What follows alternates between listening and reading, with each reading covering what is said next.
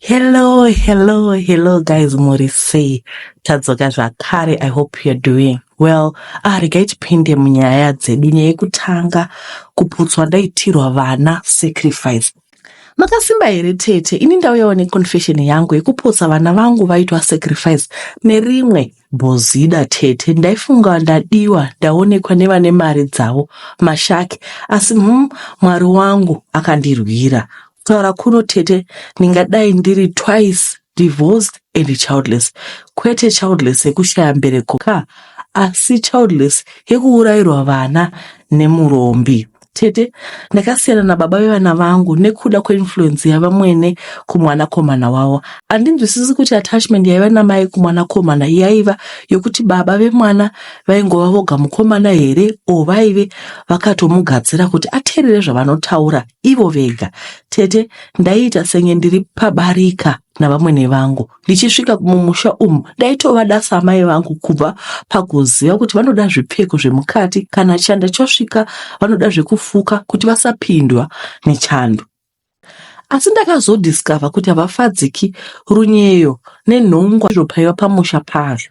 Baba tezvara vaiva vakazvinyarara zvavo, asi wangu murume ndiye angakaitwa chikukuvatavata kuti nditi chijiswa here chaita utadaro oro kuti chii nanhasi handizvinzwisisi. Marriage yangu yakazoparira mushure mekunge vamwene vanyepa kuti ndavarova, zvisinei murume akazvibvuma kuti ndavarova. Apa vaitochema misodzi yegarwe kuti zvimeke sense. Ndikarongedza mabhegi ndikadzokera kumusha kwedu. Saka tete, ndakaita return soldier at 30. 2 years dzikapera ndisina kana wandaifambidzana naye. Ndaingonzwa kuti I needed a break, plus I did not want to bleed on those who did not hurt me. So pandakazosangana naTinashe aiva munhu abva zera. Handina kuvanzira Tinashe zvaive zvaitika kumashure. Ndakamuudza chokwadi changu ende Tinashe akaratidza kunzwisisa. Mukufambidzana kwangu naTinashe ndainzwa kuti mwoyo wangu uri kurapika mbichana. He was the perfect gentleman any lady can ask for. Attentive and kind too.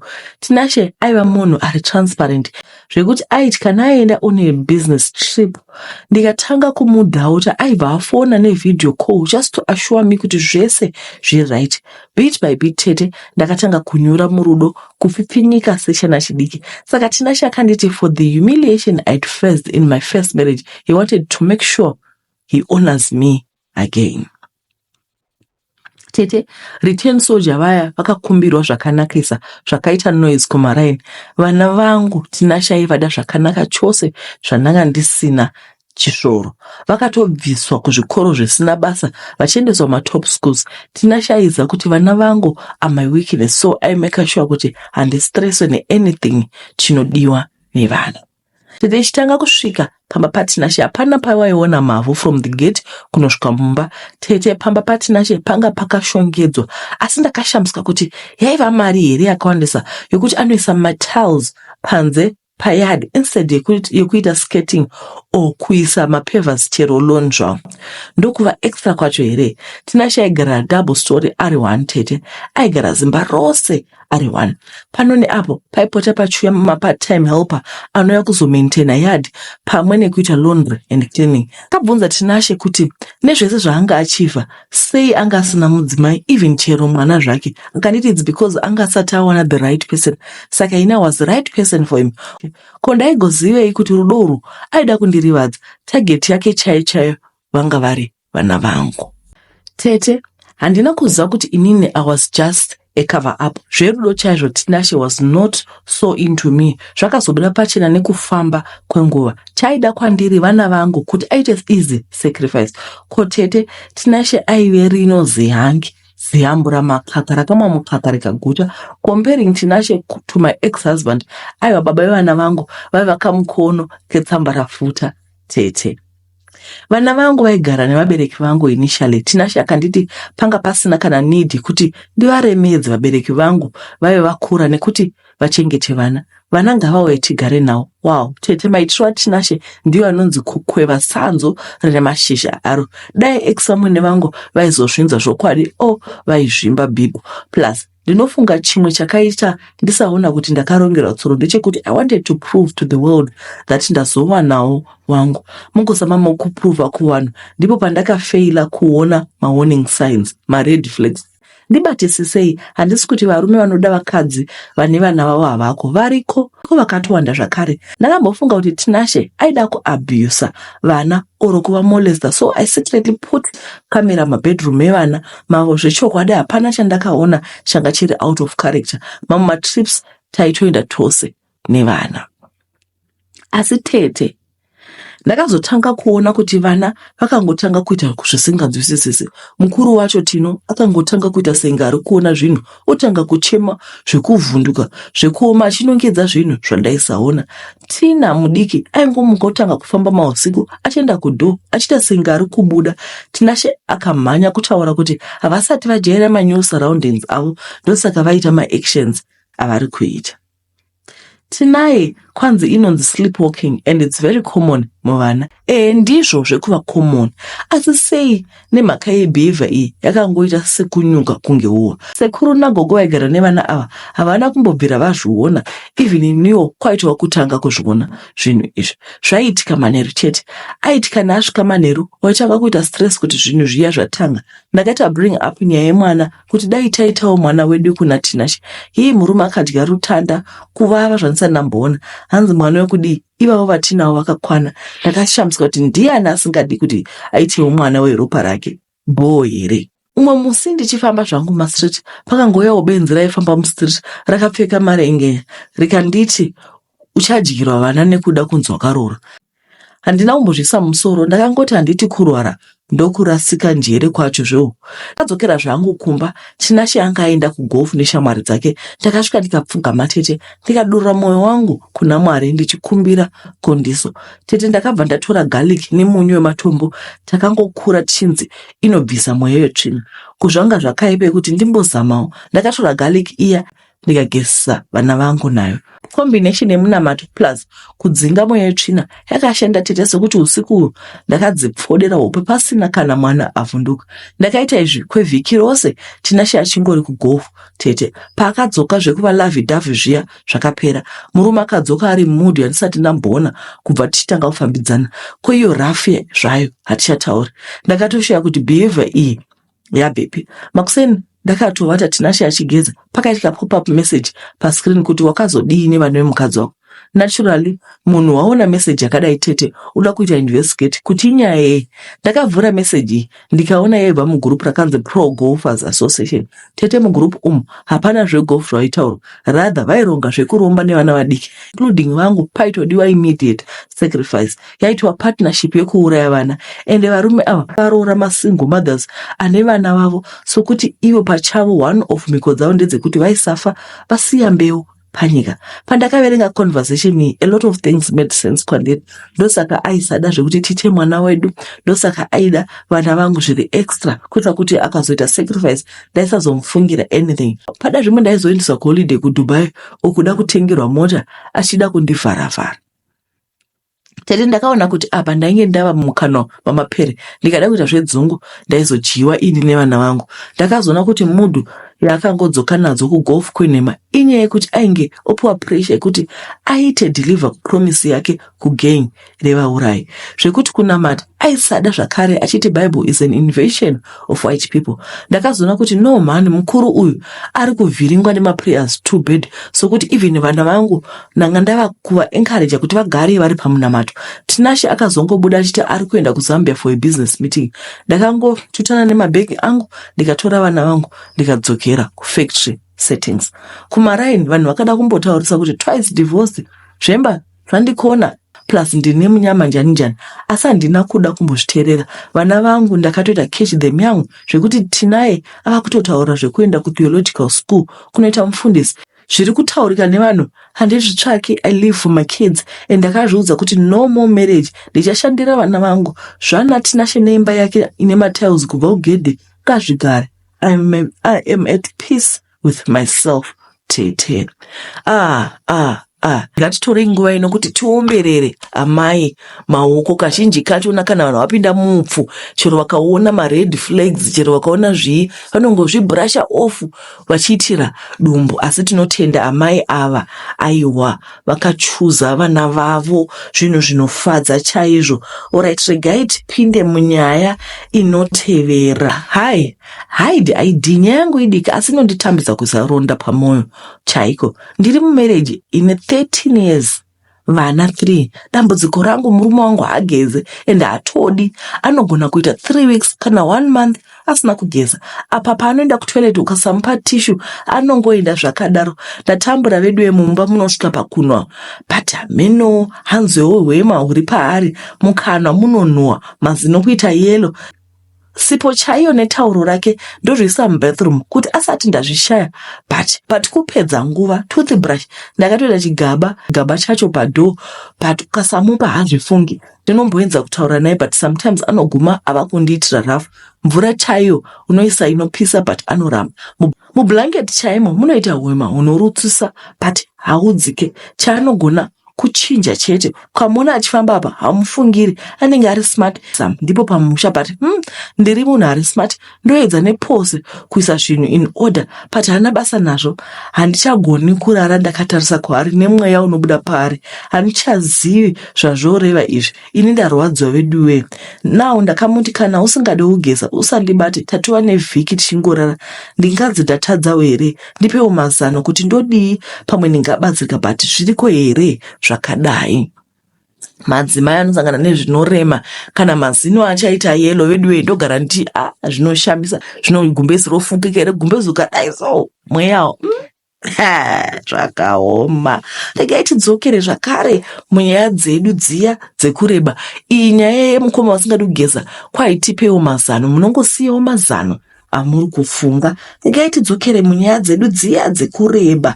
Ndaita zvidzidzo zvangu zveradiography paUniversity of Zimbabwe. Saka tete masemester edu kana mateme edu o masemester edu aiva maviri. First semester yavanzopera around April, early May tovhura muna August kwava kutopisa. Zvichireva kuti kupera kwaMay naJune naJuly tinenge tisingadzidzi. Saka isu nekuzama kutsvaka mari taibva tambotsvaka hedu temporary teaching. Vaiva nehama kueducation ndivo vaiswa muzvikoro zvemutauni. Isu vasina vekuziva taiswa munzvimbo dzakaita sana Bhinga, Mberengwa, Gokwe, kwete mumatauni tete. Asi pasi penyika kwokuti kana wasara nebhazi wasara, uye waiti kana waburuka pachiteshi waifamba kusvika Tsapfu dzazvimbo. Asi zvese izvi ndaisazvitarisa sokuti chandaida at the end of the day imari. So whether uri mutauni okumusha mari yacho yaiuya yakafanana. Saka iniwo ndainge ndatsvaka nzvimbo kumaTebelende province ndokunokandwa kuBhinga chaiko. Ndiwo mazuva tete ainge achangopinzwa maUSD. Saka waiziva kuti ukahora kamwe chete unokavha fees yesemester yese. Imwe inosara wosara nerent nechikafu nekutenga zvima nice kuitira paunodzokera kuchikoro unenge uri pari nani. Tichisvika pachikoro pandainge ndapostwa ndipo pandakaziva kuti ndaive ndakandwa kumachonyonyo. Maticha pachikoro chese taive 7 ndichiverenga naheadmaster ipapo. Dzimba dzematicha dzekugara dzaingova 2 saka taingoita room pamunhu pana ticha. Maclassroom aingova 4 chete. Form 1 class, Form 2 class up to Form 4. Ainzi mashops acho waigona kuwana mune machunks nedoro, masupa.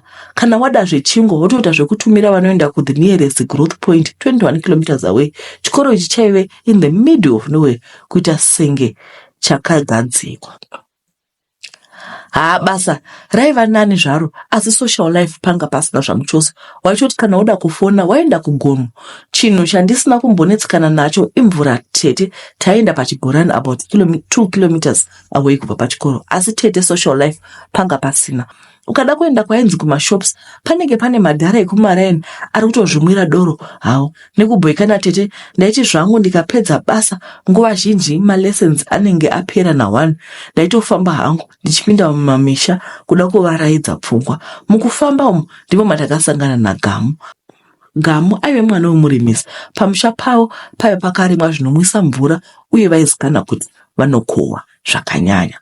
Tete ndakatanga kufambidzana naGamu. Chinguva chipfupi ndapostwa kuBhinga. One thing led to another. Nhumbu tugu chamazheve chavo mumudumbu. Headmaster akanditora padivi akanditi mfana enda unodaidzira mwana wevanhu. Tete ndangoti kapei kangu kapinda ndikakumbira headmaster kuti vaite munyaya wangu. Ndakabva ndapiwa mudzimai wangu Gamu. Hezvo ndanga ndatova murume munhu apa ndaive mwana wechikoro. Misikanzwai tete zvakaoma. Vanhu vekumba ndambobvera ndavaudza sokuti ndaidza kuti mai vangu vamanyoni vaizondiita kanyama. Manje munongozama zoichando tete anoita kumhanya. Teme yechikoro yakasvika kunopera manje ini ndainge ndane dilemma rekuti ndoita sei nemwenga munyowani uyu. Chekutanga I never really loved her. Chechipiri she was not my type. Chechitatu she was unlearned. Chekupedzera aiva chibage chaicho. Imagine me a radiographer hearing an illiterate from deep kumapfanya. No, it can't. Saka ndakaruka zano mupfungwa dzangu ndakumbira headmaster kuti vambonondikumbirirawo kuna natezvara kuti vandichengetere mhuri yangu mudzimai nenhumbu. Ndaizodzoka ndovatora kana zvinhu zvagadzikana sezvo ndaifanira kudzokera kuchikoro. Marooms acho anga asingagariki nemudzimai. Vakarabwa vangu vakabvuma nekuti munyaya wangu headmaster vakanga vari munhu airemekedzeka zvakanyanya munharaunda iyi. Takavhara ndineyo ndakananga kuHarare. Vabereki vaGamu vaipenga inini manje kuroora Gamu. Vanozviona senge zvinoita izvozvo. Zvandainge ndadzokera kuHarare manje vaizonditsvakepi, vaizondionepi, ndainge ndatopukunyuka, ndaizodzokera mwana wangu kana ndichinge ndapedza chikoro. 1, 2, 3 pakapera makore mashanu ndisina kumbodzokera kubinga. Iniwo ndakapedza chikoro changu kutoshandira imwe kambani inoita zvemedical aid. Umwe musi ndiri mulab ndakadovara iro zvangu ndakangoona rinozihoromba regudo richikanyaira richipinda mandainge ndiri. Rakasvika paworkstation rangu rikati baba vati ndivhunze kuti muri kufungei nezvemhosva yamakasiya mapara. Tete ndakakudubuka pazvimastool zviya zvemulab richinowira pasi pafloor chaipo. Munozviziva zvistool zviya zvemulab zvakareba. Ndakapindwa nechando tete. Number 1, gudo rinotaura. Number 2, raiva raniwana sei nekuziva pakunanga chaipo. Rakadii kumborasika tonza zvishinzi vanhu vekuparks vauya kuzokecha gudo chokwadi kuita semonitoring spirit kudaro. Manje kana vafunga kuti vangandivhundutsira gudo rinotaura vainge vatsva. Raigondiita sei? Tete gudo rakabuda mulab asi taura chokwadi ndaive ndasara ndachenuruka kunge munhu aona chipoko. Ndakakumbira supervisor wangu kuti ndaive ndisinganzwi zvakanaka saka ndakumbira the rest of the day off. Basa redu tete rinoda kuti uve alert and masenses ako ange ari panzvimbo sokuti mistakes anoita costly upenyu hwevanhu. Supervisor akanditi ndiende hangu kumba asi ndainge ndisina kumudza zvenyaya yegudo. Chero kuti ndakasiya ndaparamura mhosva kubinga hakuna aizviziva. Ndichisvika kumba ndichiti ndirare pambedha iro gudo rauya zvikare baba vati ndivhunze kuti muri kufungei nezvemhosva yamakapara. Tete ndipo pandakaona kuti nyaya yacho yazoshata. Ndikaramba ndichiona gudo iri pese ndaizoguma ndapenga brain chete. Saka ndakafona kuna supervisor kuti ndapiwa bed rest nadoctor ye3 days. Apa ndaitira kuti ndironge zvinhu zvangu toenda kubinga in and out zvisina ziya. Ndakano withdraw mari paATM ndakananga kubinga. Ndakasvika pachikoro pandaishanda ndikaona zvichinzi headmaster vainge vashayika makore 2 apera vainge vaita high blood pressure. Pamaticha ndakasiya aripo paingova ne1 ainge asara vamwe vainge vapera kutransfer vachienda kune zvimwe zvikoro. Ndakazonopotera kwaSabhuku ndivo vakazonditungamira kupinda mumusha. Ndakatsanangura nyaya yangu vakanditi mumusha mainge musina mwana akamitisiwa. Zvandaitaura ndaive ndazviwanepo. Apa paive nekamwana kakomana kari around 5 to 6 years. Photocopy yangu chaipo. Vakarabwa vakatsika madziro. Vakati nyaya yegudo yandaitaura yaiva musoro mangu. Ndainge ndavajaira kupinda mumusha mavo ndichivapuma uroyi. Saka ndakaripiswa tete. Ndikabva ndakaisa muso wangu pakati pamakumbo. Vakanditi ndisasvike zvakare pamusha pavo. Tete munoziva kunonzi kukwesvaira ndiko kwandakaita. Ndakazobvunza Sabhuku kuti ko Gamu akaendepi. Vakati Gamu aiva aroorwa nemurungu aishanda kumaDoctors Without Borders akamboshandira muarea mavo saka anga ava kuAmerica. Zvitonzi paive nerunyerekupo rekuti December makomborero mwana waGamu ari kutevera mai vake. Ipapo ndipo pandakazopera mweya manje legally ndanga ndisina sei pamwana uyu sokuti Gamu aingatoresa mako birth nesenemi yake pandainge ndatiza. Ndinofunga kutumira gudo kwaiitwa nevabereki vaGamu kwaisava kuda kundityidzira asi kwaiva kuda kuti ndiripe kuvanyadzisa nekudhameja kwandainge ndaita mwana wavo. Now, patova ne10 years handina kuroora, handina kumitisa, mushini wangu haushandi, ndiri kungobetsera vamwe kurarama. Pano apa ndinombobira kutarisa mapictures agama, aiwa ari loved loudly. Atova nevamwe vana makaradhi 2 after makomborori, saka ava nevana 3. Mako akatoitwa adopt legally nababa murungu, ava kutonzi Mako Marcus, ende anovada baba vake, ivo baba vanodawo mwana wavo. Ini ndingoriwo sperm donor, ndiri kungoona zvinhu ndiri kumateresi. Gamo uya anaka manje ava kuglowa zvekuti aimbova chibage hazvichatooneke. Ndogara ndichimbozvituka kuti I should have been a man enough, I should have owned up to my own mistake. Ndakazovaudza vamanyoni zvandainge ndaita, vakanditi ndaisava murume, so ndaisafanira kurega ropa rangu richitambudzika. Ndakambozama kukumbira ruregero kuna Gamu kumasocial media pake, but zvakaramba. Kuenda kuvabereki vake is a non-starter. Asina nhasi yekutumirwa gudo inondipedza simba. Hapana chiri kufamba mukati meupenyu hwangu. Kana vachikwanisa kutumira gudo, what else are they capable of? Handisi kuti chii kana chii magumo.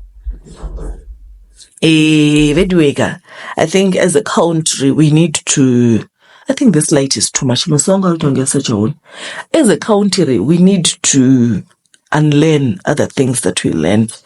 Tinotarisirana pasi, tinopimana nekuti uyu akadzidza uyu haana kudzidza. Asi munhu, if only you saw me when I was young, maizongoti aichi chibage chaichochi, asikana musalati. Ndizvo vazhinji vedu panapa nditi musati maenda kuUK manga makangovonda. Vazhinji vedu panapa nditi tisati taiti gwanyasha taitwa zvibage. Asi Jehovha vanosumudzira munhu, choita kuti munhu ange akaparuka izuva apa hatina kana sunscreen. Ndizvo zvini tapfeka mawigi kudai, muchagozotidza kuti tisu vaive gokwe. Ndoba gokwe zvenyu, muchagotiziva, muchatizivi kuti tisu vaive gokwe. Saka we don't judge people because of circumstances anenge ari around them.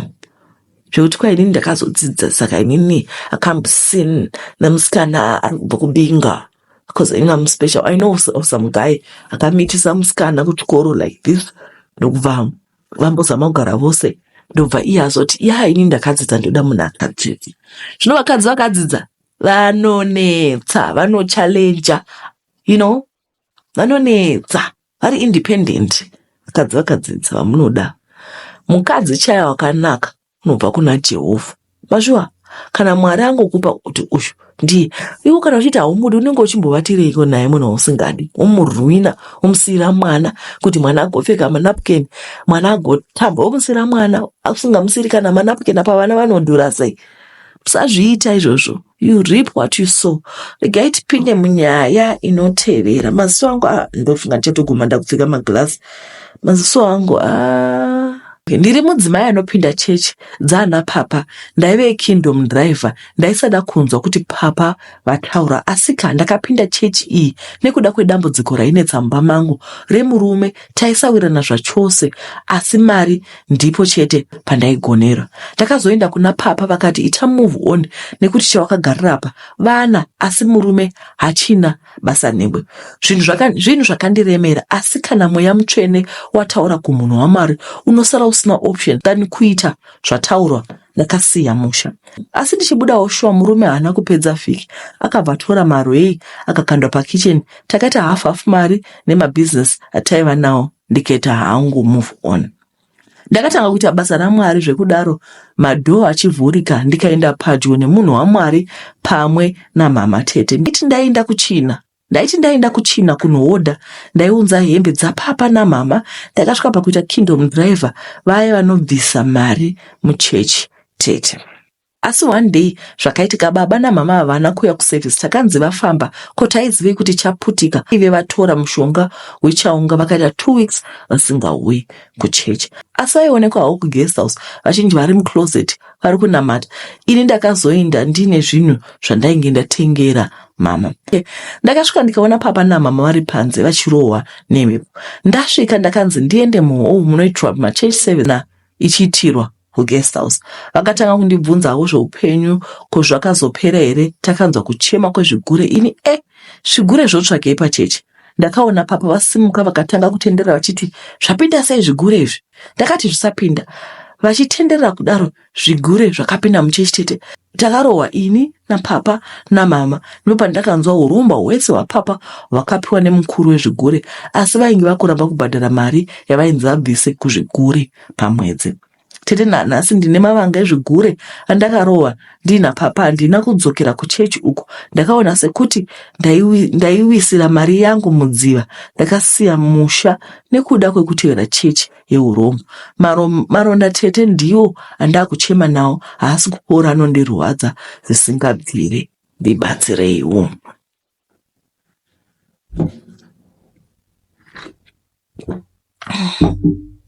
Saka hanzi papa, I think this light is too much. Saka hanzi papa na mama. Mukangona mainda kumachechi nyona papa na mama aya, sai kuti zvifambi zvakanaka. Hanzi papa ndio vakati ai wachisiya murume, ndipo vasiya zvemurume. Zvino zvigure unoshaura kuti zvanga zvaenda kupi nekuma guest house kwaya havachaui kuchechi. Tomboza kuti mapasta ane guest house. Isi machechi ndeyakudhara katina ma guest house kumachechi kwedu. Zvinhu zvacho zvakaoma. Sister vari kungokumbira kuti ndikumbirawo mundibatsire, ndakarohwa nezvigure. Zvino zvironda zvacho hazvisi kupora, asi chechi ndakasiya. Imi zvakaoma chokwadi. Regai tipinde munyaya inotevera. Hanzi ndakanzi iCongo Dust, handina kuzwa kuti ndiko kurombesa. Iyo Congo Dust munaiziva here basa rayo? Haya, regai tipinde munyaya. Tete ndiri murume ane makore 28 ekuberekwa. Ndakabarirwa hangu kuZimbabwe asi ndinogara kuSouth Africa. Ndine problem yandaive nayo. Ndaive nemunyama wakanyanya zvisingaiti. Chimwe chaindinetsa, ndaive ndisina kusimba hangu musana. Vakadzi vaizonditiza. So ndakauya kuno kuSouth pabasa pandoshanda pamine tete togara tiri boys. Ndakavaudza dambudziko rangu. Vakati shuwa wakarera. Tichaenda newe kune mumwe mudhara anotipa mushonga wokusimbisa musana. So takashanda, ndikaunganidza mari yekunoona kule vemushonga. Vaida 5,000 rand. Takazoenda tikapinda 1 mumatare yangu 10 yakati yasvika. Ndakapinda ndikaudza sekuru kuti ndine minyama yakawanda, mari haibatiki, shavire nhamo chairo. Sekuru vakati unoda kuti ndikuitirei? Ndakati kusimbiswa musana pamwe nekupiwa mari yepay inotenga nekuti ndinoda pfuma sekuru. Vakandipa mushonga unonzi Congo Dust. Mushonga wakati unotirapei chivanhu chakawanda. Vakanditi ndichisvika kumba ndiusiye pausingabati, ndiuise pausingabati. Kana ndakusangana nemukadzi ndomwa paye nekukwiza panengo yangu. Vakati ndisaudza ani yake, ukangoita izvi upenyu hwako uchachinja, uchaita mari yekuramba minyama yose yopera. Ndakaenda kumba asi handina kuudza vamwe vangu zvekuti dai ndakataura ipapo pamwe vaindiudza kuti iyi haisi Congo Dust. Ndakadana musikana wandaidana naye, ndichida hangu kuzama masimba kule. Ndakamwa ndokuzora panengo yangu ndikarara naye. Ndakaita simba randisina kumbobvira ndaita vatete. Ndakaona kuti mushonga wasekuru unoshanda. Ndakatenda kuti kunyangwe mari yakuzouya. Ndakati tagara kwevhiki, musikana wandaidana naye akashaika. Zvakandinetsa, akangonzi akaenda kumwedzi akaita jeko rakaoma ndokufa naro. Pakafa musikana, ndakaona mari ndikatya. Mari iyi yaive panogara Congo Dust iya ndakapiwa nakule ng'anga. Tete ndakafona kwakuabvunza, vakati welcome kunyika yemari, tora mari udye. Asikana kwapera 6 months urare zvakare nemusikana wemubhawo womushandisira mushonga wandakakupa kuti mhiko dzako dziite. Usaita newe kuziva, nekuti akafa achakumikira. Asi ukaita nevanotengesa mbiri, hapana chaunoona muzukuru. So tete ndakarombeswa nenzira iyoyi. Ini nekuona maradzi akawanda, ndakatanga kuti mari neshamwari kumusha handibvumidzwi kuendesa kana sendi. Tete pagore ndiri kuuraya vasikana 2 vanotengesa mbiri. Nawo zvichiri nane, asi ndinoziva hangu magumo zvichandiomera. Zvakaoma hazvo. Mukoma vari kungopupura kuti aiwa ivo vakabata zvavo mushonga ende vasikana vakafa nofa 2 pagore. Ndopaunoona kuti no to premarital sex. Masikana vari kuona video ino, no to premarital sex. Because ichi premarital, ichiko. What's the name of the thing? I think ndizvozvo. Hanzi let's learn to abstain. Ndizvo. Tofanira kudzidza kuabstain. Because zvinhu izvi zvinotinetsa. Munoti muri kudana nemunhu munoti ndida izvo kana achizivi kuti vanhu vari kubata chii. Mazuva atakurarama mazuva asina kunaka. Bhaibheri ndo the only way. It's our only manual to life, our guide to life. Inotaura kuti mirai mutange marokwa muzorara navanhu because unenge uchidavana mukomana wangu ane mari anonditengera zvinhu usingazivi, anonditengera mawig usingazivi kuti munhu ane zvaakabata. Tinotenda ndipo paperera nyaya dzedu dzemuzuva ranhasi. Ndoda kungoti kumadzimai ndichasiya link WhatsApp group rekujoina Mother's Day. Tiri muna March, 1 month to go. We need to prepare to come for the event. Uye event ndokufara chaizvo. Vaya vanga vachida mawigi, ndine mawigi andakatenga. I bought these wigs, but now I just realized that I've got a lot of wigs. But supply wangu ane mfudzi rakanaka. Regai ndi vaya vaida mawigi vaya pane vari kuZimbabwe. Like guys, ndine chisaga, you know. Ndine chisaga. So this is the first wig that I have. This is beautiful, hey? Kune vaya vanoda. This is 10-inch bob. It's an ear to ear. Ndichaisa maprice. Kune vanoda munongondifonera totaura ndi we're gonna talk. Ine mari ndakatenga ine mari. Mawig ndinawo akanaka, guys. Like the hair is beautiful. It's out of this world. This is also bob 10-inch, ne? 10-inch. It's an ear to ear. This is how the wig cap looks like. Ukone mawigi yose. Mondi watsurira. Just watsura mini. 10-inch. 10-inch ear to ear. Then this is what